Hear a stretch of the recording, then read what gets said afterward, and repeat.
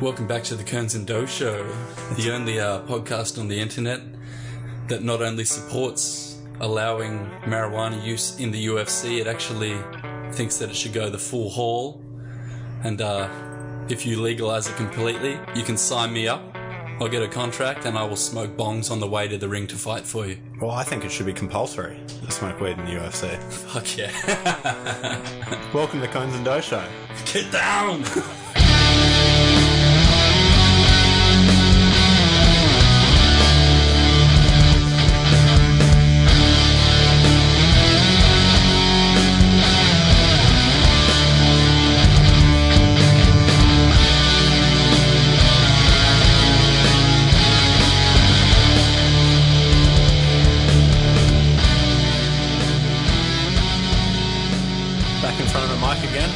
Getting to be a regular occurrence though. Oh yeah. Yeah, we're back, just making love to the mic. It's good to see my colleague again. It's a lovely day outside. It's spring. Good day to be in the studio.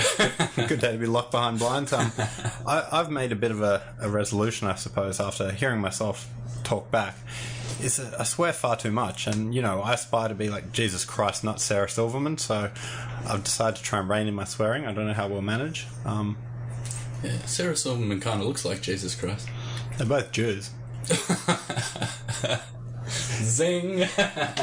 Well, we've been talking a little bit about MMA recently. I read an article during the week that Ronda Rousey said she likes to have a lot of copious sexual intercourse before games. Really? Yeah, she wrote that in an article. Apparently it helps her quite a bit. So that's pretty cool. What's your take on that? So highly wound up, and you can just sort of release it all. Yeah.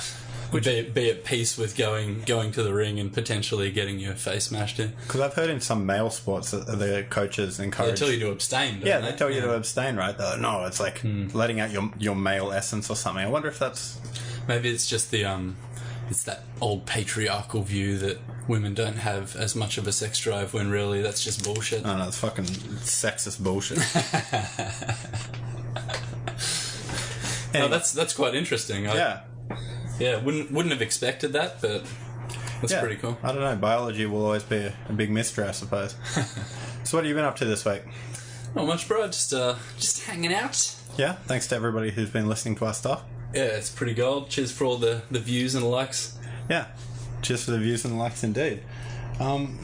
Last week we were talking about some sort of... Was it last week? I think transgender issues and the LGBT movement and all that kind of thing. Well, that's about all we talk about. That Muslims and killer robots, I think, covers 90% of our show. So, go on. I ran across this article on Sydney Morning Herald, I think it was. It was just talking about this village where girls become boys at puberty. It's like this weird... Broken Hill? It's like a gene that has come into play in this community, and... basically, the people in this village in Dominican Republic have inherited this gene where they appear to be girls until the time they hit puberty, and then they grow a penis and go through puberty at like age 12. And they've even got names for the girls that become boys and stuff. It's so common. Like this genetic thing has sort of been taken up there. And what, weirdo? I just thought it was crazy because it's sort of like it throws a spanner in all that shit about like, you know, the transgender stuff and how unnatural it is. These people seem like this naturally gender morphing kind of, you know, genetic variation. A genetic deformity that has stunned scientists. Despite appearing to be girls at birth, they are biologically male, and only when they approach puberty do they develop male organs. So this isn't some weird fucking voodoo folk thing. It is actually... It just seems like a genetic variation that's sort of been picked up in this one area, and it's been, you know, it's sort of been artificially bred into the population by people. Or maybe it's just inherent to that natural population, and the fact that they keep breeding with each other has made it more prominent. Or... Well, are you sure that they don't just have, like, big clits, or... I mean, I'll have to read a little bit more about it, but fuck, Dominican Republic sounds crazy. I think I've read the article. It just says that the genomes that trigger that stuff don't get triggered in the womb like they do with normal children. It actually takes until this point at puberty where the gonads on the inside, because females have gonads as well that are like inside, and then they become stimulated by puberty, and they grow a penis and go through male puberty at 12 after having experienced kind of life as a girl for 10 or 12 years. That's really weird. Well, it looks like Dominican Republic's a hot new destination for sex tourism. It looks like they're sounds like they're genetically politically correct. Yeah, they are. And I think it's a good new market for brides to America and the West. Once sort of gay or transgender marriage is more established, you'll be able to, rather than just get your old boring like blonde from the Ukraine or whatever, you'll be able to really get a progressive mail order bride. It's weird though, because like it's hard not to be skeptical sometimes of bullshit, like the transgender articles and that, where you're like, well, I've always felt like a girl, and then like it's guilty, but sometimes you'll be like questioning that, whether it's like these outside sources. But then you read an article like this where it's like genetically it seemed like it's been a girl for the first part of its life, then becomes a boy, and then they're interviewing this girl that's become a boy through this transitional period, and he said he always felt like a boy. And that totally makes sense, like in other instances you'd be like, oh, shoot that down, it seems like humans are all fucked up. But then in this instance it's like, well, he naturally is a girl that becomes a boy, and he always felt like he was a boy. Do you reckon this is what Aphex Twin wrote Girl Boy song about? This is crazy, but it seems quite different to the Western thing. I mean, I'm not a sexual geneticist, unfortunately, but yeah, it seems a bit different to here when you've got little Johnny and like the mum just like really wanted a girl or like a gay kid and is buying him crazy like girls' underwear and forcing it on him. This seems like, I don't know, it's weird. Thailand and I know some of the Pacific Islanders have some other similar strange genetic variations and stuff. I was under the impression it was more sort of cultural practices that are sort of long-standing sort of gender-bending practices, like in Thailand. That have then imprinted on the... I don't know about genetically, but say Thailand is a country where sort of that blurring of the gender lines is a long-held tradition. It's not this new sort of 20th century progressive thing, like ladyboys, ha ha ha, but that's a long tradition going back. And I know in the Middle East they've got like this whole eunuch thing, and as we've discussed, the old Greeks like to fucking exchange Xboxes for fucking head from little kids and stuff. Yeah, it's a morphing idea. It is a very morphing idea, and you showed me on this note. I mean, we do just talk about trannies all the time, but I think that's comes to the crux of our modern age, and I'm deciding whether to get the operation done. But Doe showed me a crazy picture, a Father's Day picture, in fact it was, of a certain Miss Caitlyn Jenner next to a few girls. And some of the extended family. Yeah, some of the extended family, standing in front of like a dune buggy in sort of a golden California sunset. G is wearing a rather fetching but creepy sort of like Japanese horror movie. Did you really just use that college pronoun? Gee, oh my god. Well, you said it, which I think's a bit human. Even though did I? Fuck, yeah, I did that subconsciously. Yeah, see, exactly. Sorry, everyone. This is my reflection. I mean, just because they're freakish doesn't mean they're not humans.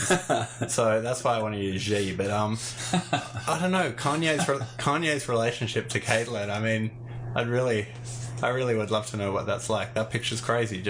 It's a tweet from Caitlyn Jenner about Father's Day, and man, I don't know. But it was good that you said that previous article. You said you ran across that article, because that's better than Caitlyn, who just ran across fucking a random pedestrian.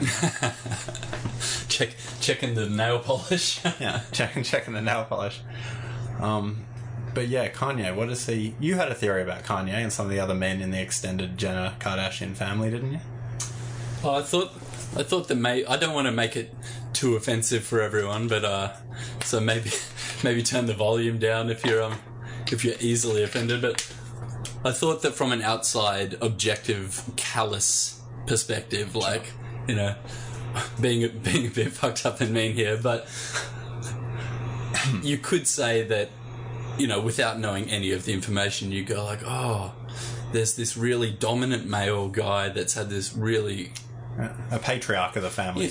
Like big-time life, Olympian, done all this dominating shit, and sort of for the last 10 years has been more and more just constantly upstaged by his seemingly really powerful female children and his wife that's become this crazy matriarch that seems to have surpassed anything he could have achieved in Hollywood, you know what I mean? Like, in the sporting arena, they can't fucking touch him, Yeah. What, G, or whatever the fuck you're saying. They can't touch Ja. But now it's gone past that. He's, like, past all that sporting stuff. Sorry, this is a really callous, just outside, no information perspective. Sure. But, then that constant pressure and constant, like, sort of having all these powerful women in your life being the source of everyone's sexual desire and seemingly having more power than you, all that kind of stuff. The dude's been constantly emasculated since the end of his sort of sporting career, and maybe there's some there's some sort of mental thing going on where he's like, there's more relevance in this new life in Hollywood and TMZ and all this fucking useless shit on the internet. It'd be easier for me to be a transgender woman or try and become a woman to get some of this crazy power that you get with being an object of desire. And that's true. Maybe then I can be more in with my own family because I'll be sort of in with that kind of view rather than being that throwback to the patriarchal sporting hero men's society shit, you know? I think you could be right, because I remember reading when Vogue is supposedly, it's like the trendsetter and stuff like that. And you remember, like, Kim Kardashian, she used to be known as sort of like just a super joke. It was like, haha, she had the same she's friends with Paris Hilton. Yeah. Whoop-de-doo. And then at some point she became friends with, like, Anna Wintour from Vogue and everything, right? And a whole bunch of other people like, what's she doing? What's Anna, like, Wintour doing hanging around with those trashy celebrities? But her and Kanye managed to impress her enough that she put them on the cover of Vogue, which was like a big deal because it was sort of weird. And then I'm like, wait a minute, what was the big coming out picture of Caitlyn Jenner and shit? It was Caitlyn Jenner, it was G, on the cover of Vogue. So it's like he saw it. Like, trying to adopt to that life. No, but I'm going to be you. Like, my daughter thinks she's fucking good because she can get on the cover of Vogue. I'm going to get on the fucking cover of Vogue. It doesn't even matter that I have a dick right now, sort of, you know? So with that callous mind state in mind, I thought that you could make some predictions or whatever. Sure. And say that if maybe Scott Disick and even Kanye West to some extent, maybe not because he seems like pretty egomaniacal at the end of the day, but maybe if you have to stay there for 10 years and you get transcended by your girlfriend or your girlfriend's family, we could end up seeing a little Kanye West or a or a Susan Disick. How about Caitlyn? Kate West. But yeah, I remember. If the pendulum swings back in 20 or 30 years, maybe you're going to have those Kim Kardashians and all that sort of stuff letting their armpit hair grow out and facial hair grow out, and it'll be coming back to like the male power thing. But it'll probably take too long. But Ken Kardashian.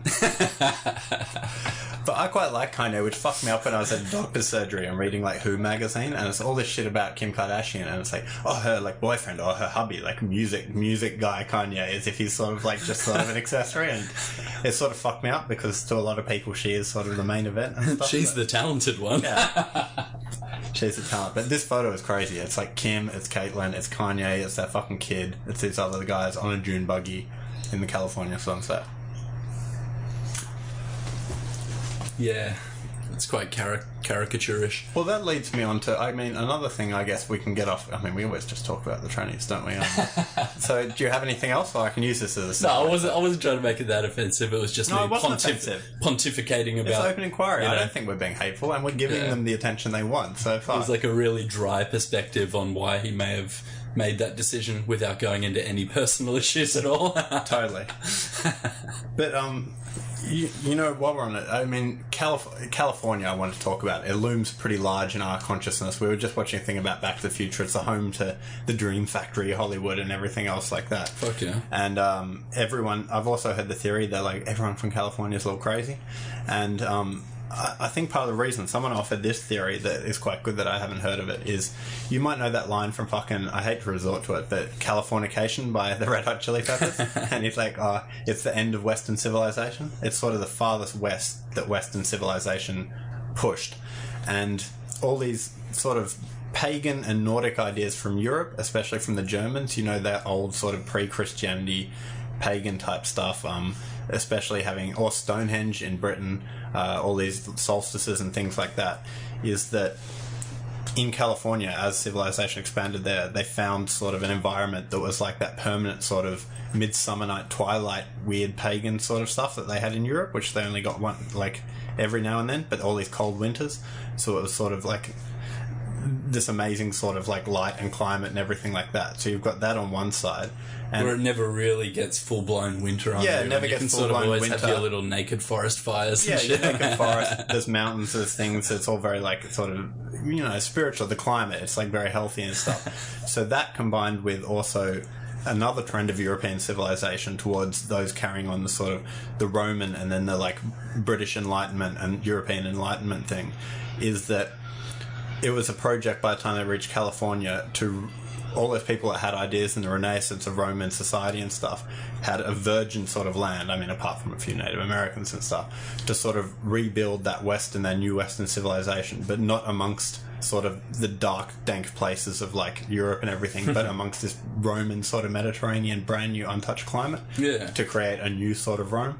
So those combined, and the fact that the sun makes everyone go a little crazy. It feels that way, because like Hawaii kind of seems like it progressed that way, being in this like eternal summer. Yeah, this eternal, they kept their semi, I don't want to call it pagan without knowing what I'm talking about, but you know, like that sort of tradition going. And but yeah, I thought that was an idea that the sort of culture and mindset of these, it gives you the time to develop it year round and never really have to go inside and forget about it. Yeah, just this brand new kind of this new Rome to build. But of course, it's all like all dreams. It all ends in tragedy, and we know that it's all going to fall into the sea or be overtaken by. They're all just going to be too transsexual to have kids and stuff, and the Mexicans and everything. But yeah, well, we'll have to go into a new level down of this simulation and start again.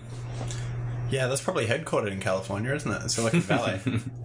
The servers running that simulation must be that. That'd be cool if we were in an overall simulation like we've talked about before. Of course. And then it'd be funny if they figured out that yes, okay, all this code everywhere and that we're pretty much onto the idea that yes, this is a simulation, but we've also come to the conclusion that we cannot get out of it, like we're stuck inside the simulation. So the only way to transcend it and try and live forever would be to go a level down and within this simulation build our own simulation machine and try and go into it for 1,000,000 years mentally, you know, and live eons inside the computer simulation. It's like, and then every time that we figure out that we're in a simulation, we just build another one and go level down. So instead of actually living for millions of years, we could still have these human bodies that can't go past 100 or 120 or something. But you're living so many levels down in simulations that you think you're experiencing the universe and you're only like having 120-year lifespan. So you're sort of cheating it, because even though you're cheating Chronos, it's like Inception with simulation theory. And you're defeating Chronos because you can't sort of go back a dimension of time each time you go down. So the Grim Reaper never really gets you. I mean, cheating death. Yeah, but ultimately, if we take this as being analogous to those little Russian dolls that are filled with smaller dolls, aren't you ultimately still inside the biggest doll, aka the doll sitting there with the robots lab sort of thing that's running us? Like, aren't they just like, you do whatever, you puny humans, you keep going back in your little dimensions, but ultimately we're the fucking robot scientists with the Russian doll? Seems like life is a fractal mindfuck. I'm trying to aspire to be Jesus Christ. Don't give me this stuff. It's complicating it. But in that term of thinking, you kind of are. That's an easy way out, I think. Yeah, just go the vague route. Yeah, just vague. The Lauryn Hill route. He is in everything. Yeah, everything. He's all around us. Everything is everything. It's just the Force. Lauryn Hill. It's the Force. It's the vibe. It's the vibe of the thing. On that note, I suppose I have a would you rather. I have to pose a question. Okay. You can have HIV for the rest of your life. Okay. So it's a pretty benevolent strap. At the current pricing for medication, or after he rolls it back? After that douchebag rolls it back. After he rolls it back, fuck. Oh. Okay, so you can have HIV, right? But it won't kill you. You'll still live your life for quite a while. But you're HIV positive, so you have to tell sexual partners. You have to deal with the whole. You have to deal with that lifestyle of it. Would you rather that, or have to go see every minor league baseball game for the rest of your life and travel and like have to watch these shitty baseball games constantly, like hundreds of times a year? You have to be on the road. You can't look at your phone or anything. You have to watch. You have to watch the baseball game. Yeah, you have to watch the baseball game. Fuck. I'm not heaps opposed to sport, but fuck, that's a pretty tough call. It sounds almost even. I work hard to get even. I'd take the baseball probably, because at least you're going to have to go to the bathroom and get food and do all that stuff. It's not like you're in this tortured state shitting your pants watching baseball and starving. Okay. So maybe there'd still be enough interaction in that to entertain me enough to not want to go get AIDS and fucking you don't have run AIDS. away from baseball. HIV. Just HIV. And run away from the baseball, but yeah, I'd probably fucking deal with the baseball. I don't know what the league's right, but you'd be watching a bunch of. I guess you'd get to see America and stuff like that. But I mean, if you made me piss my pants, shit myself, and not eat and die watching baseball, then yeah, I'd take the HIV. But you'd probably get to like baseball though. Do you reckon? Well, I played a bit of t-ball as a kid. I played a bit of t-ball. You know? I can throw a ball pretty fucking mean. Yeah, but bring some cricket style to that baseball. Yeah, nonsense. They used to make us play in Australia when you were under a certain age. I'm not sure if it still happens now, but it's a version of cricket called Kanga cricket. Fucking Kanga. And you'll have all plastic bats and plastic stumps and this hollow plastic ball. Barrel in the middle, and sort of? Or? Because, like, I had an older brother, like, a few years older, and my dad was heaps into cricket. I'd already sort of been messing around with you know, the real cricket gear and stuff, and even at 5 or 6 years I found it after one season, that shit's too lame. Yeah. So I went and played t-ball for a season, because I thought I was going to play baseball, but then because I was that young, you're playing t-ball anyway, so yeah. I played that for one season, then went back to juniors cricket, because I was like, well, this shit's just as fucking gay with a ball on a stand that you hit, you know? Like, it was pretty dumb. But, oh man, high school. Baseball's alright. I don't mind it. I like all the variety of pitches that you can throw and shit, and I do like smashing a ball. But I've always, in some ways, enjoyed playing sport more than watching it. Yeah, like I do like watching good sport sometimes. Like I get suckered into rugby league a bit because I think I grew up and liked a team or two, and then. And when I watch it now, like, yeah, it's one of the only things that can regress me mentally into being a fucking barbarian idiot and just saying fucking horrible shit that I don't mean. Smash him. You fucking... No, and just even worse, I don't want to bring it up, you know, just like when your team's getting shit on, you think that this ref is making these bad calls, and then I'll just be saying horrendous shit. Yeah, like, there's something team sport when you think you're invested in it does something fucked up to me, but I know that it does it to me. Yeah. So many people that are at the game yelling that shit don't even know that it's happening. They just think they like sport. Yeah. That's hard to say. I mean, I've never got into it that much. I mean, I like it when Australia's beating another team, because that's just the classic nationalist. It's so stupid, you know, to be personally invested in it. Like, yeah. Like, I can't be that invested. It does happen to me. I'm not shitting on anyone, because it happens to me. I'm like, oh, you fucking cunt. Just hate someone on the field and then afterwards feel bad. Like, why the fuck was I talking that level of shit about this guy I don't know, who I really don't care. It's not that sportsmanlike, but yeah, I don't know. I think that's all sport really was that way to get those fucking feelings out without stabbing each other in the face. So. Yeah. Ritualized combat. Yeah, I haven't played any for a while. In primary school, it's hard to believe I won the 50-meter freestyle in swimming. Yeah. And now I smoke so much. I would not have picked that. Yeah, totally. That's pretty dope. Yeah, that was hard. It's all downhill from there. I was sort of like Roger Federer when he's like, you can't get any more, you know? He's like, thank you for the opportunity. I peaked in year 9. Yeah. No, that was like year 4 or something, actually. I think it was like the under 9s or something. Reliving the primary school glory days. I don't know.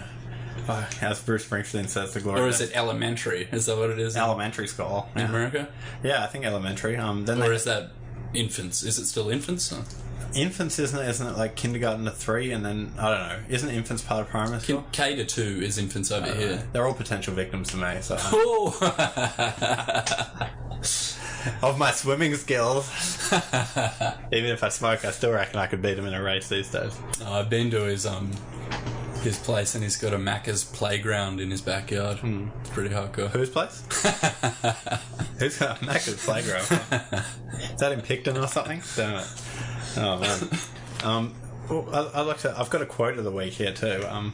My girlfriend told me about one of the girls she works with. She was at a sort of fancy little gathering with sort of some more stuck up type people, perhaps, at like in the whatever shop circle she moved in, whatever, and this topic of dinner came up, and this girl was like a baby shower and a Tupperware party at the same time. Not that domestic, more inner city, younger kind of thing. So like an art gallery / graffiti party or something. I don't know, but like that. But she said my girlfriend's friend was like, "Oh, I'm gonna go get some pizza or whatever." I don't know the specifics. And one of the girls there was like, or like she said, "I'm gonna get something to eat," and then it was like, "Oh, what are you gonna get to eat?" She's like, "Oh, I was thinking some Eagle Boys pizza," and the girl at this party was like, "Eagle Boys, ew." So that's my quote of the week. Eagle Boys, ew. Like actually saying, ew. How disgusting is that? Yeah, pizza's pizza. Pizza's pizza. Eagle Boys. Yeah. Man, that shit is gross, Yeah. Jenny. Yeah, it's that sort of thing. You seen any movies or anything? Any new movies? Nothing particularly. I saw one that kind of fucked me up a bit because I wasn't expecting this shit to happen. Like, my sister's into horror movies and stuff, right? Yeah. So we've got a bunch of movies that she's got around the place, and I don't always know what they're going to be, so I was like, I wouldn't mind watching some shit, and had a look through some of the ones that she had, and she had this one called I Spit on Your Grave, right? Oh, I've heard of this. And I thought, oh, this will be just some horror movie, right? Oh. And the setup of the movie, like the first half an hour, you're like, oh, it's going to be this weird horror thing, maybe some weird scary shit's going to happen.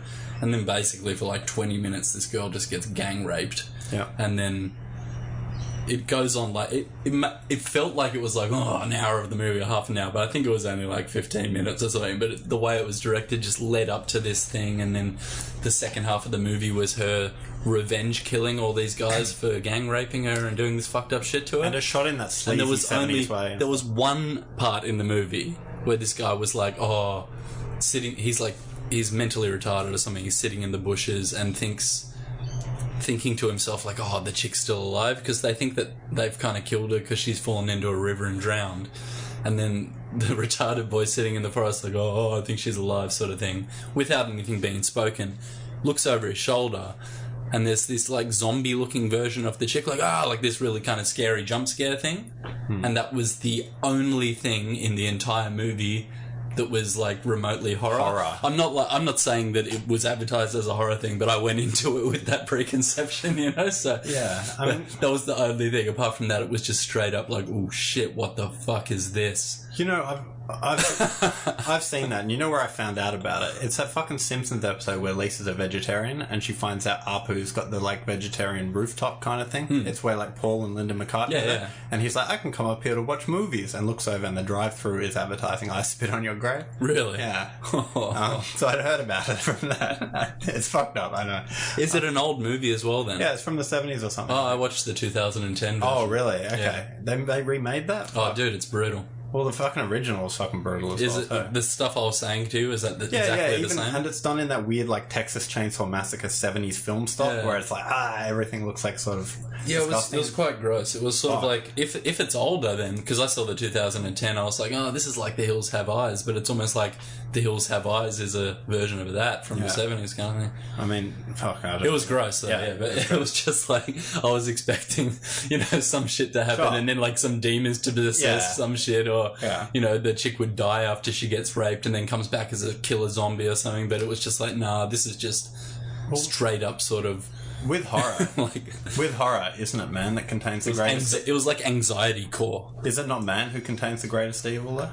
It was pretty gross. Who knows what evil lurks in the hearts of men? It was just psychologically weird and shit, because it was like they teased the mentally retarded kid in this way that was like, we're going to cut up this girl unless you have sex with her. So kind of mind screwed this guy that wouldn't do it into doing it, and like I've seen that in quite a bit of shit. It was just gross. Sorry, let's move on from that shit. Oh, okay. Even Forrest Gump's less disgusting than that. That is pretty fucking weird though. Well, Jenny. I love you. She fucking bars him or like rejects him constantly for 30 years, and then at the end, when she's infected with AIDS, she'll sleep with this guy. Give me a baby and shit. What the fuck is that? When I watched that movie a couple of years ago, I watched it again. It's like, okay, that part of it is disgusting. The bit that's like a baby boomer heartstring checklist kind of thing, like, oh, here he is at the Million Man March. Here he is, like facing and defeating Southern racism. Here's like fucking Vietnam with like Creedence Clearwater playing, and here's like da da da da da. Yeah, and it won Best Picture, I think. And I mean, I like Tom Hanks, but I don't know. The movie just comes off as, it's Rob Reiner who did it, and it just comes off as this disgusting liberal baby boomer fucking. I do like Tom Hanks as well, but if you haven't seen it, you should check out on YouTube Trevor Moore's "Tom Hanks is an Asshole." Oh, really? Yeah, it's a pretty cool song. Oh, really? Do you know his son's a rapper? Just check it out. It's weird. You might not like it. It's a bit fucked up song, but I kind of laughed my ass off through it. Do you know one of his songs is a rapper? I think. I don't know if it's Colin Hanks, who I sort of like. He's been in some. He was in Fargo, I think, and I quite like him. And Daniel Day-Lewis's kid is a rapper who like always raps about smoking weed and shit. Like that's his thing.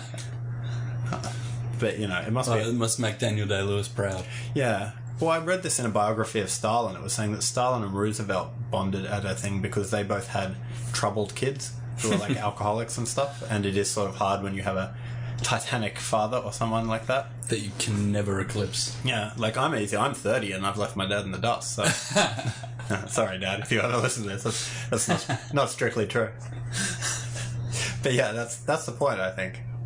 Especially a Titanic father like Stalin or Tom Hanks, you know? Well, I was bringing it around to say I've watched, I don't know if you watched Entourage when it was on, and they always had a thing about how he was going to star in this movie Escobar, and it never got made, and it was going to be this like Pablo Escobar biopic, and I'm like, fuck. Well, it's being made now, isn't it? Well, it's been made. We've got Netflix at home, and they've made a series called Narcos, and I didn't know what was about it, but it's straight up like... It's had good reviews too. Yeah, I've watched about half the season, and it is straight up like a 10-episode thing about the rise and fall of Escobar, and Netflix must have so much money, because this is an original series by them that they just take and put on. It's filmed in Colombia. It's like, they talk in Spanish when they should speak in Spanish, so it's heaps realistic and stuff. Just like super high production values, it's cool like DEA shit and stuff, and yeah, it was really cool. I think I saw something vague that was like, oh, Narcos is disappointing, but I checked it out in a whim last night and watched like 5 episodes, and yeah, it's fucking cool. It's the story of Escobar over like 10 hours and stuff, so sort of more drawn out than a movie, and it's I definitely want to see that. Yeah, it's like a Goodfellas / Sopranos type tone, but totally all up in that Colombian shit, and made properly. Like, a lot of it is about the country of Colombia and stuff. It's not just this American vantage point that reduces them to nothing, and I reckon it's pretty cool. It's sort of different in that way, and yeah. I do like that, how more genuine things like that are becoming now. It seems more genuine, yeah. When I was quite a lot younger, when I would watch manga movies for the first time, because you're so much like raw to the experience and that, like, I would prefer watching those anime movies with an English overdub. Yeah. Because I wouldn't have to read and you can concentrate on the movie. But after getting used to reading subtitles and, you know, being able to watch a movie and read subtitles and that, it started to dawn on me, especially with the Japanese anime movies and manga titles and stuff, that I'm sorry if I'm mangling that, because I know one's animated and one's animated. Sorry, one's animated and one's a comic book.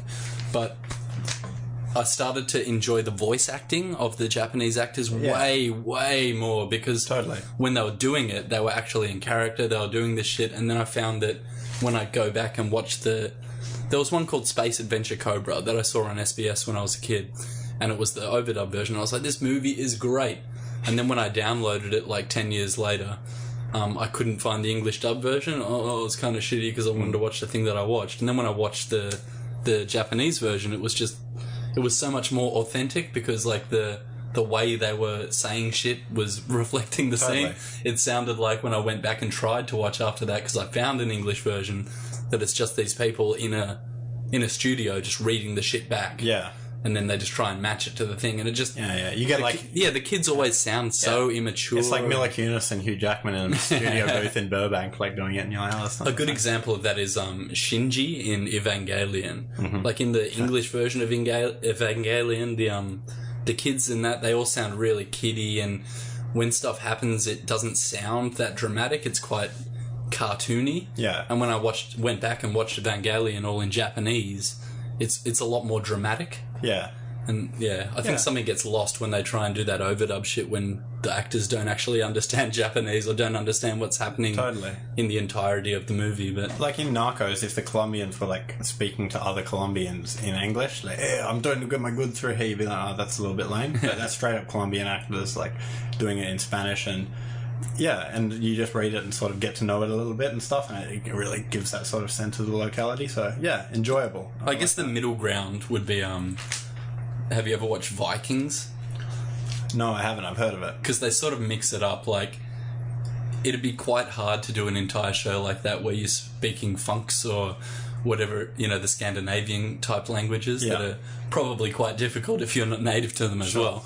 And they will fall into a language for a bit so that it seems authentic with subtitles. And then when everyone's speaking the same language, it drops back to English so that you're sort of in on all the conversations and it's easy to follow. So like it's really weird. Like the Viking guy will be talking like Viking and the English guy can understand him, and then when it's just Vikings alone together, it sounds like they're talking English to each other and stuff so that you can understand. It's done quite well, but it's sort of like this vague middle ground. I think it is progressing to that stage where it is just going to be, if you go watch a Japanese movie, it's in Japanese. It's not going to be these shitty dub versions. Totally. Unless they get better at dubbing, but...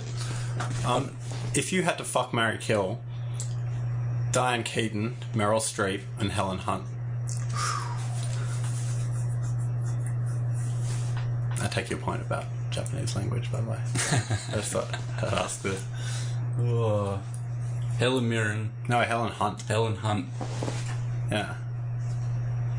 Helen Hunt, Diane Keaton, and Meryl Streep.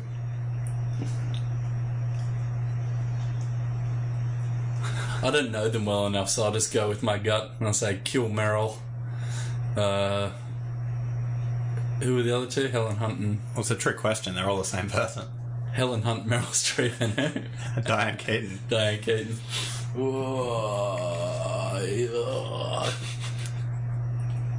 Yeah, marry Diane, I guess, and fuck Helen, but... Yeah, well, she was in the First Wife Club. You're right, though. It is, like... Yeah. They're all quite interchangeable. So that was my point. I don't know if it's true. Apparently Osama was reading or watching... I forget whether he was watching a video, I think reading a book about 9/11 conspiracies when he was killed. No, I don't know if that's true. Who was? Osama. Was reading a book about... reading a book about 9/11, like reading a 9/11 conspiracy thing when he was killed. I don't know if that's true. It sounds like a YouTube comment. That's probably, but... if that's true, that's pretty epic. Yeah, that is fucking crazy. So, let me find out why everyone hates me. Well, maybe he was just interested. He was like, who the fuck did do that? So it's hard to tell. But on that note, I've sort of got... Do you have anything else on that? Or maybe it's like celebrities Googling themselves. He's like, that's bullshit. I didn't do it for that. Only 200 mentions on Jimmy Fallon's show. Oh, I have to get back. I need to call my agent. What is he doing for me? Someone told them I have brain cancer now. Dialysis has fallen off. They don't care anymore. Get me Oprah on the line. Apparently he had a full thing for Whitney Houston, though. He really was, like, infatuated with Whitney Houston. To the point that she did some crazy shit, like, after he mentioned something about her and she got, like, extra security, or, like, Bobby Brown was, like, read, like, I'm gonna get extra security and shit. Because, like, they were sus because he mentioned something to do with her, but... He might just steal her away. Yeah. He's a weird guy, but... For private performances. Sometimes they do that. The fucking president of... Just fly people to Dubai and all this shit. One of the main ones for it is the president of Kazakhstan, who's this crazy sort of tyrant type thing, and they've got all this natural gas money, and he flies the likes of, like, Kanye and shit, goes out there to do, like, $2 million dollar concerts for, like, their daughters and shit like that. Oh, and I gotta show you... it's like when any of those rock bands perform or big stars perform in Indonesia, it always seems to be tobacco companies paying them like millions and millions of dollars to go over there. Like, I mean, it's so much this is kind of weird. So much sus shit's going on. Sponsored by Marlboro. Oh, man. But on the topic of internationalization, I just want to read... Liberal in America and exactly right-wing in Indonesia. Okay, here's the thing from 2012, right? Now, regardless of what you think of this guy's politics, I want to say something about it. The EU should do its best, European Union, to undermine the, quote, homogeneity of its member states, the UN Special Representative for Migration has said. He's told peers the future prosperity of many EU states depends on them becoming multicultural. He says the UK's government immigration policy has no basis in international law. He says that he told the House of Lords Committee that migration was a crucial dynamic for economic growth in some EU nations, however difficult it may be to explain this to the citizens of the states. So he's this EU bureaucrat type guy who just sort of is said like, oh, you know, all immigration policies are wrong, we need to be doing that. So I had a look at who this guy was, Peter Sutherland, and so he's an EU commissioner or whatever, right? This is just to say some of the things. He's Irish. He went to a boarding school there. He has a British knighthood. He has a European Parliament gold medal, the Grand Cross of Civil Merit from Spain, the Grand Cross of King Leopold from Belgium, the Legion d'Honneur and the Rio Branco from Brazil. He was a former chairman of Goldman Sachs, who got $125 million personally when they floated stuff in 1999.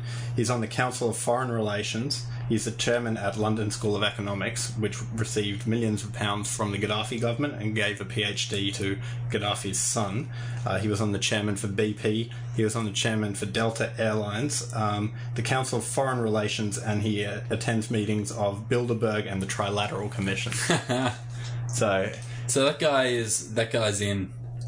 This guy's in. I mean, as far as you want to differ on like what the terms are about global elite, or if you want to call them the Illuminati, if you wanted to. But if anyone's going to, there's some shit going on. I mean, it doesn't necessarily mean it's all this fucking child sacrifice and hooded robes, but there's some fucking big dogs talking to each other about shit that they weren't supposed to talk about in the 90s, and then they started saying that, oh, we're not talking about that, we're just talking about playing chess and shit when we met each other. So but just keep in mind that this guy's never been elected to anything, and this is all the shit he's got. And there's photos of him meeting the Pope, and stuff like that. It happens in Australian politics as well. You get to a certain level that implies a position of power, and then they act as if that experience just being in a position of power, no matter what you're fucking doing, is interchangeable for you to go be the CEO of a bank or something. It's like, what the fuck are you talking about?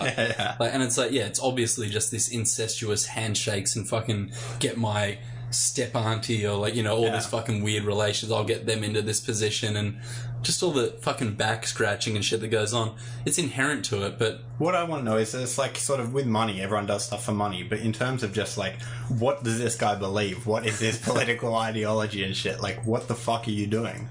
I mean, get money, motherfucker. I mean, he gets a bunch of money, and I guess you get honorary degree and certificates, and then he goes before parliaments and says, no, your laws are wrong, like, they're morally wrong, like the will of the people, like the international community has to do this and shit. I'm like, what is your end game? I got a building for every one of my children's children.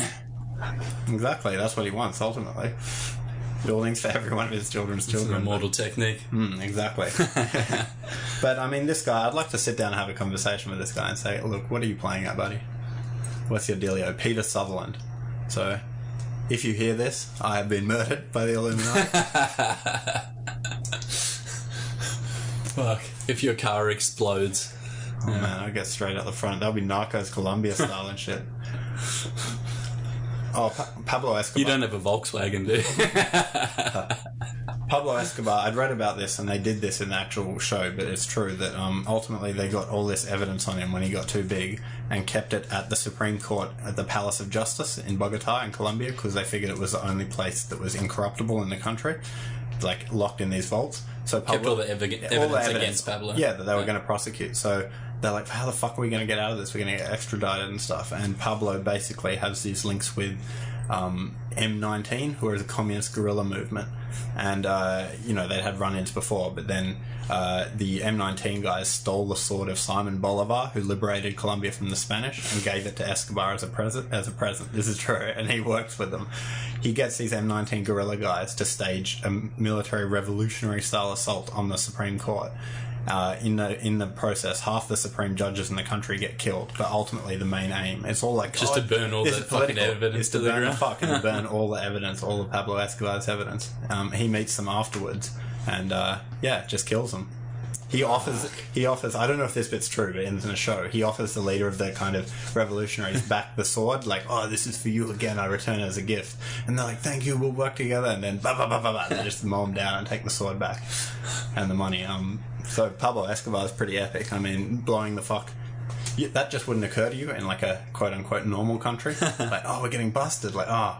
Well, in a different, in a more first world, in parentheses, country, he would probably end up being that Bilderberg guy. Well, that's true. I mean, in his country, it's like you can be fucking hot and you can go far being the fucking hot-headed, kill everything, get to the top as long as you're fucking ruthless. But this is after. You got to be secretive and shit in first world countries. Part of the theme is that he gets elected to parliament, and then an attorney general's like, no, we can't do this narco money, and gets shamed out of it. And Colombia's sort of parliament's all run by like super old school, like land owning conquistador sort of money and stuff, you know, way more than here, but like old sort of lords from, you know, that. And he tries with all his money and he can't get accepted by them, and it sort of causes this hole in his heart that he can't fill and stuff. So he's got all the money in the world, but he can't gain acceptance within his own culture. He has aspirations about that, like, what are we going to do with all this money? Like, and it's like Escobar does. Yeah, Escobar, and because he built heaps of like soccer fields, clinics, what is it, favelas, and all that stuff. And stuff. Poor city. He was like the savior of the. It's a double-edged sword, though. Like, you want to be like, oh, he was being really good to the favelas, but at the same time, he's sort of got this influx of drugs. But here's the thing: it's not an influx of drugs to them. He's exporting all this money. He's just getting money from Americans. He's bringing billions of American dollars in and redoing it from like rich cokehead assholes in Miami to spending fucking. So their ghettos were already there. It's irrelevant to a cocaine problem. Yeah, that problem Colombia had was the massive influx of billions of dollars, and also in an unstable country where that goes to and everything, you know. But so if you're a local Colombian fucking living in the slum and stuff like that, it doesn't really matter. Hard for him not to be a hero. Yeah, exactly. That's what I was trying to get at. It would be hard for him to not be a hero, showing up and where everyone's these old money oligarchs, and here's this cool guy like, hey, I'm giving all this money to this and this, like I'm starting scholarships, and he's just getting like billions. They said it is garnering the people and all that kind of shit, but at the same time, it's hard to deny that there's some positivity in there. As bad as it sounds, it's like he did build a fucking soccer field for some kids, you know. At its peak, he was bringing in his organisation, the Medellin Cartel, $60 million a day. You just, when you see that other side of it, and it's just heads in boxes and fucking all the murder and all the fucking ridiculous shit that goes on, it's hard not to be like, oh, I don't want to know about that. That guy's insane and evil. But you know, it's all perspective. If he was already in a place where that shit's going on, Colombia had problems already and stuff. I mean, one of the guys on the show, he's like giving a speech to politicians, and you say, they say that God made our land so beautiful, which is true. It is this amazing country that it wouldn't be fair to the rest of the world, so he populated it with a race of evil men. And this is like a Colombian himself saying it, so crazy place, Narcos, good show, check it out. Fuck yeah, that sounds good. Yeah, it's cool. I saw this article recently in the US. I think they're coming to Australia soon, but they've got fairy floss flavored grapes.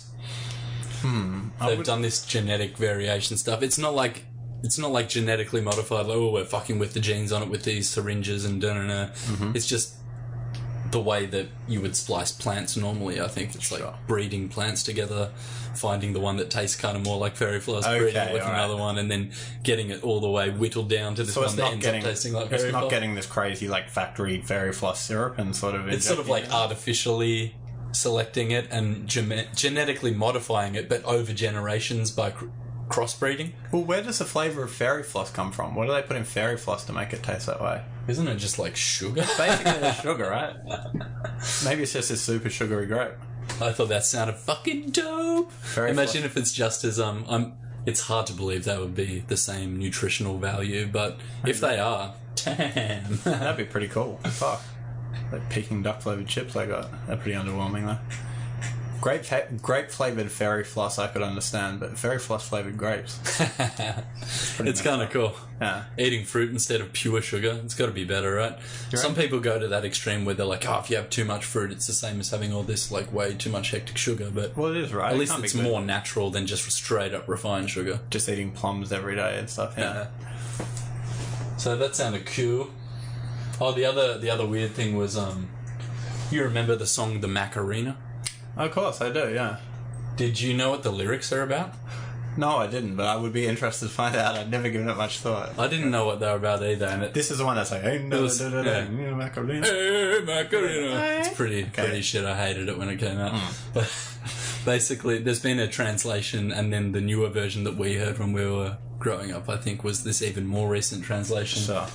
That's basically says, now don't you worry about my boyfriend, the boy whose name is Vitorino. Okay. I don't want him, can't stand him. He was no good, so I... Now come on, what was I supposed to do? He was out of town, and his two friends were so fine. Okay, yeah, go on. So it sounds like the Macarena is about this girl that gets double teamed by boyfriend's mates when he's out of town. Yeah. That's pretty awesome. I wish I knew that when I was growing up. It would have been a much more. It would have been like my teenage rock set. Yeah. Whereas I didn't think of that song as very sexy at all. I didn't realise it was so sexual. And then you're doing all these moves, putting your hands on your ass and stuff. Like, fuck.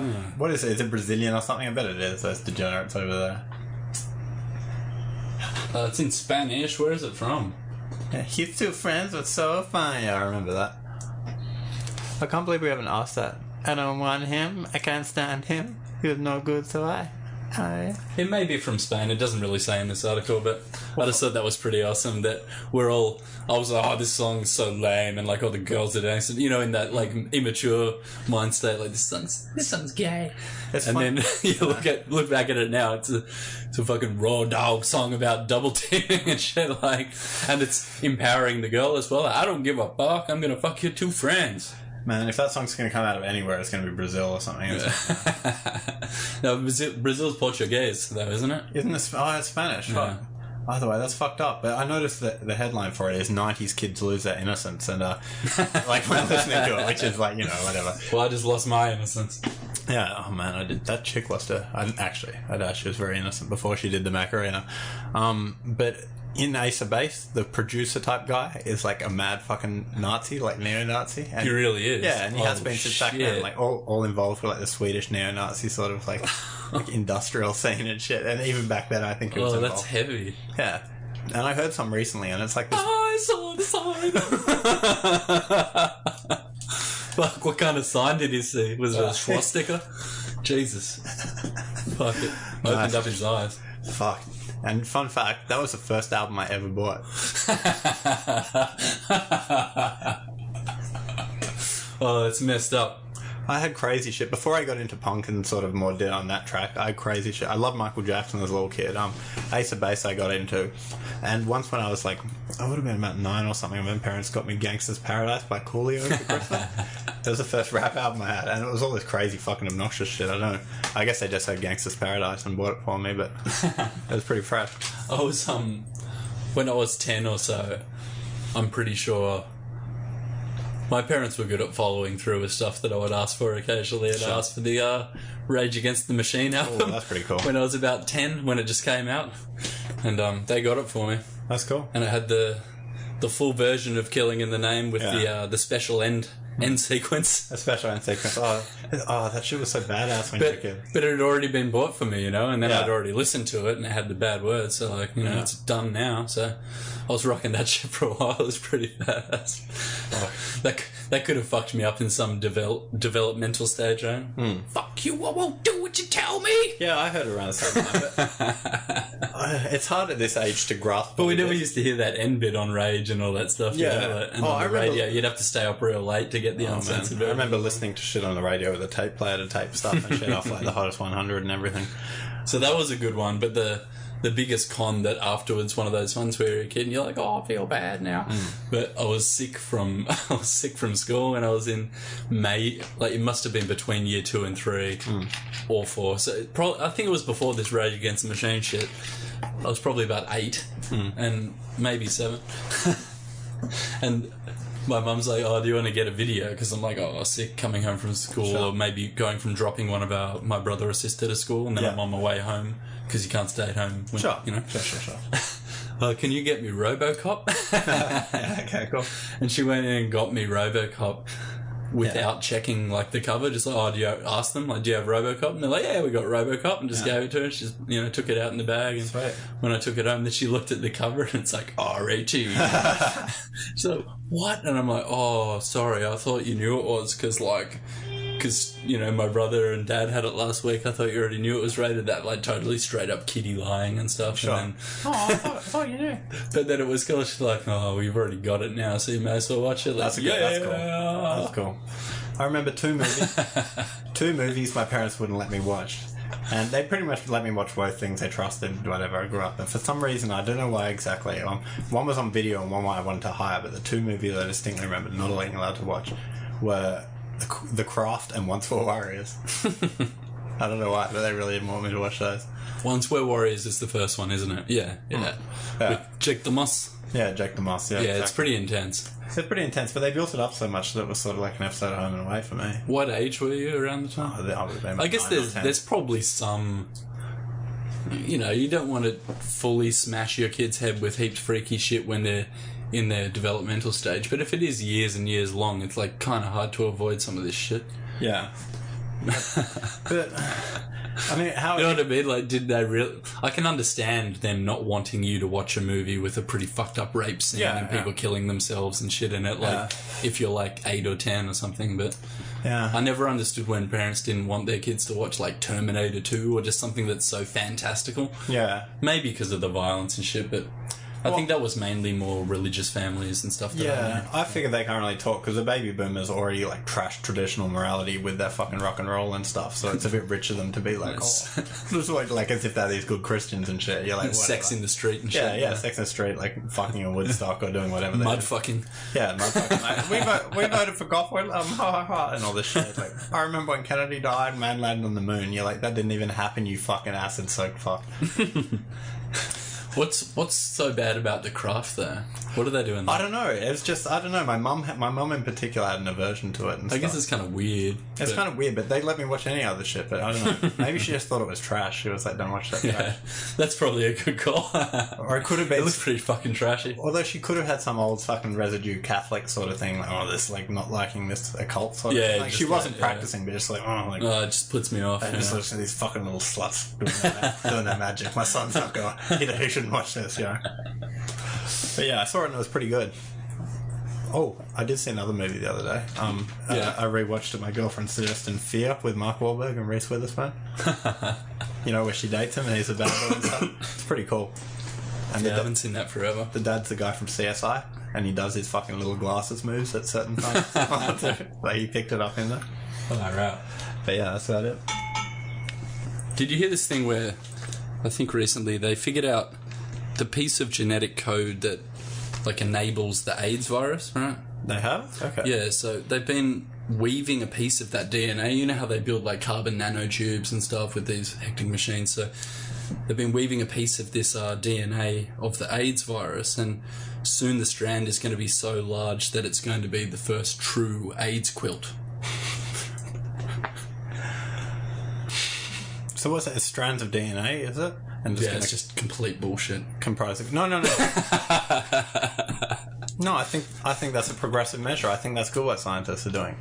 Manufacturing an AIDS quilt out of strands of DNA. I'm quite impressed with that. That's another one of my new failed bits. No, I think I heard that was real. I think they're actually doing that. So don't doubt I think I got the inspiration of it off one of those videos on the internet where these weird, I don't know if they were lesbians or just feminists or whatever, they were going around asking gay people in hairdressers for their hair. I think it might have been on Tosh too, and they made a full-on jacket out of gay people hair. And then they would put it on people like, oh yeah, wear this, and then they'd tell them afterwards that it's gay people's hair. And like, that's all cool and shit, but it's kind of, that's pretty inflammatory. Yeah. Trying to fuck up people. It is pretty, yeah. that may be offended by it or whatever. Well, even apart from the gay thing. It's shit to be offended by it, don't get me wrong, but I just thought that in itself, that was kind of weird, and then you might be putting this jacket on, and if you didn't know it was human hair beforehand, now you do. that could just be gross enough in itself. Even apart from the gay thing, who wants to wear a jacket made of human hair? That's like this serial killer shit. Fuck. So I say that's pretty weird. But if we go down the next level, all right, okay, we could make our own AIDS quilt out of AIDS. To what end, though? What can we do with that to keep the AIDS warm? Just to raise awareness. Yeah, that really. Fuck. I distinctly remember in year 5, I was at a school camp with my friend Sam, and it was a talent quest, and people did various things. It was down in Berry on the south coast, and me and him, so we would have been about 9, and we decided to do a comedy little stand-up. This is the only time I've ever really done stand-up, so about 9 years old, me and my friend, and we had 3 jokes, right? And they were rewarding points because it was a talent quest, and the 3 jokes were, we got up there and we were like, oh, how do you make a cat go woof? Cover it in petrol and set fire to it. How do you make a dog go meow? Pass it through a circular saw. And then the last one, we're like, okay, there's a man and a woman in the lift, right?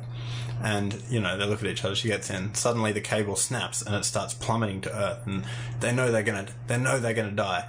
And the chick's like, looks at him, and she looks at him and with lust in her eyes, knowing she's gonna die, and she grabs him and says, make me feel like a woman one last time. So he rips off his shirt and says, here, fold this. So those are the 3 jokes we told. Did you get detention or what? Out of the points, it was just before dessert, so people who won first got to go first. I think so when it was on 25 or something, 3 judges. Me and Sam got -4, I think. And they made us wait 10-15 minutes after everyone else to go and be able to get dessert, so they really didn't like. And when I think about it, I'm like, that's kind of fucked up. They really mustn't have liked it to give these little 9-year-olds like... That's not just like ha ha ha. It's sort of like, oh, like I must have been annoyed to punish them. So they were probably jealous of your jokes. Jealous of our youth, I think. Either way. How old were you doing these 9. cool crass jokes? Yeah, 9. that's sick. Year 5 it was. Yeah. So that was sort of fucked up joke, but yeah. But I guess. Well, do you have anything else you want to mention? I'm not sure if you could redo that material right now, but maybe if you did, it'd be like some weird kind of. What's that dude out of Billy Madison and shit? Norm or something? Norm Macdonald. Yeah. You could do it like that, like trolling comedy kind of thing. That'd work. Right. Trolling comedy, yeah. So how does a cat say woof? His podcast's quite good if you haven't heard of it, but yeah. Yeah, I do like that. Yeah. It is good. But he's fucking dry and crazy. It's cool. Yeah. It's pretty cool. So do you have anything else? I think we've covered a bit of ground. Covered more ground than the Dakar Rally on a clear day. Covered more ground than a wide-ranging parliamentary inquiry. Covered more ground than the guys in charge of the AstroTurf at fucking Texan Stadium, home of the Dallas Cowboys. Covered more ground than a GPS satellite trying to take high-detailed orthographic maps of the terrain. Covered more ground than a giant jizzing on coffee beans. Why coffee beans? Ground coffee beans. Oh, ground. Okay. As you can see, we've covered a lot of ground this episode. So have you seen this shit called ZMA before? I can't say I have. What is ZMA? I heard about it through one of Joe Rogan's old podcasts with this guy called Victor Conti. And he was one of the guys that got called during the whole steroid hearings thing back in the... Is it Clinton days? Yeah. And I think you showed me the interview with him and stuff. Yeah, it was, so he's a crazy European sort of guy, right? Is he? Or no, he's like American? He used to be in Tower of Power, the band, and he's got this little pencil-thin mustache and all this shit. That's crazy, okay. He's American, but he helped heaps of guys with performance-enhancing stuff that wasn't illegal at the time. Then it became illegal, and then he was sort of semi-shady, maybe, but came out with all this really cool shit on the podcast, and was mentioning this this ZMA, which all it is zinc, magnesium and vitamin B6, right? And I work out like... Why isn't it ZMB then? ZMA active. Maybe it's vitamin B6. I have no idea. Zinc amino acid, magnesium phosphate. Just wondering where the A comes from. And magnesium aspartate. Okay. That's probably what just your old ASPI. Yeah. And some priodoxine hydrochloride, which is the vitamin B6. You've got to have the priodoxine hydrochloride. But basically, the general gist was he was saying that it helps heaps with recovery when you take them at night and sleep. Mm-hmm. And it seems to have a decent correlation between boosting testosterone and stuff, right? Mm-hmm. So I don't work out too much. There was a maybe time year and a half, 2 years ago, I was doing like 4 times a week, and it was quite good then. But I'm probably on like 1.5, 2 times a week now. And when I have them like the night of working out, it really seems like you recover a lot quicker and you're not as sore in the morning and all this kind of stuff. But one of the other benefits of it, because it is like, and I'm not sure if it's scientifically proven that it's boosting your testosterone, but you take 3 of these things and your morning will be raging like a motherfucker. Like, it does something to you and it makes your libido sort of pick up as well. But it really helps with muscle recovery and all this kind of stuff. I'm, not hawking it or anything. Like, fuck, you're not go paid check it by out them? yourself. But You're not getting paid? I buy it for myself, and I've found when I take it and stuff, you do seem to recover a bit easier and shit. And I thought it was quite interesting that it is just a combination of these 3 things that are completely fucking legal, and it seems to have quite a noticeable effect when you have it at night. And It's true. does this recovery shit, and Yeah. it'll get you randy, mate. That's true. Placebo technology has come a long way. Give me those sugar pills with the dicks on them. Oh, man. Hey, man, you got a sugar dick? It's like a white Mitsubishi and stuff. Can I get a sweet dick? Can I get really? a sugar? All right, no, that sounds... You've sort of sold me. That's like some set it and forget it shit. Yeah, even if you don't work out, you get a few at night, wake up in the morning and just go hard, mate. Just go hard. Go hard in the motherfucking taint. Okay, I think... But no, look it up for yourself and shit. It's like pretty... I thought it was pretty helpful for muscle recovery and shit. That's probably the magnesium. It relaxes your muscles a lot and blah, blah, blah. But fuck yeah, I thought that ended up working out quite well for me, trying these placebo pills and having them work. So, all right, well, as a similar endorsement, I'd recommend a Oreo McFlurry. I had one on the way here. It fills essential creams and chocolates that you need. It's got vitamin choc. And it's a reasonable price. And, I'd probably eat another one right now. I think it's good. I can't attest to how horny it's made me yet. You'll momentarily fill that hole in your soul. Yeah, the Terminator hole in your soul. Well, that's what we try and do here on the Conez and Doe Show. We like to fill your hole. With a bit of soul. And I'm not talking about foot fetish shit here, alright? It's not... Welcome to Detroit. Detroit, where we fill that hole in your soul with the classic Motown hits. What can you do but laugh, I ask you, my good friend? You got any music this week? I don't. That was a pretty fresh fucking intro, though. I did like that. We'll have to come back to it if you finish it as a song sometime. All right, might have a little look-see, a little play around on that. See if I got something for the soul hole right here. Yeah, to fill the hole in your soul with a whole other soul. That's the Conez and Doe Show. Maybe as a juxtaposition. I'm not sure if that's the right word. Sounds to the fuck your face, fuck your shit song from the first episode. To that vulgar stuff, yeah. I'll ram one on. I made only a few days ago, really, called Infinity. Mm-hmm. And I think I avoid swearing for almost the whole song. And then I say shit about 6 times or 8 times at the end, so to finish it off, we'll have some Infinity, which is some... I don't know what you call it. Yeah, some non-vulgar, some positive. Bring some positive vibes. That's what we want to do this show. There's so much hate in the world. We're going to elevate your consciousness after we've just brought you down to our level. Exactly.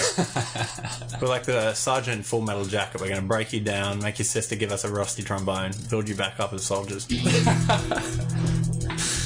fucking maggot! I didn't know they stack shit that high! See you, Conez. See you, Dad. Nothing can't be nothing because it still relates to something.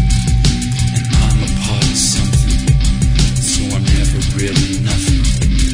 My relationship with nothing makes me feel I'm part of something. And I've never felt nothing. Well, not that I can think. Nothing is true insanity. Nothing can make you mad at me. Nothing can make me anchor you back. So don't be sad when nothing takes me back. Nothing is true insanity. Nothing can make you mad at me. Nothing can make me anchor you back. So don't be sad when nothing takes me back. Imagine this line went forever, and the time is just a constant. You see your brain frames reality relatively. That's why you feel God in your bong hits. singing the same song and it's out of phase. We live in silence between both the crashing waves. We fall and tumble in the undertow of yesterday, and we keep singing the same song, singing the same song. We feel a warmth in our face. I'm the son of rays. I'm the descendant of the Frank. I gotta turn the game, but my game's only defined by the games I play. So I keep singing the same song, bring the same scum. So we keep singing, and the song sounds different. We can barely see who we've become. So we sing the old song with new music playing, and hear the only song that was ever sung. So we keep singing, and the song sounds different. We can barely see who we've become. So we sing the old song with new music playing, and hear the only song that was ever sung. Infinity, it's a concept. Imagine if this song went for infinity. Feel the divinity of infinity. Just try to comprehend or make your brain bend instantly. Infinity, it's a concept. Imagine if this song went for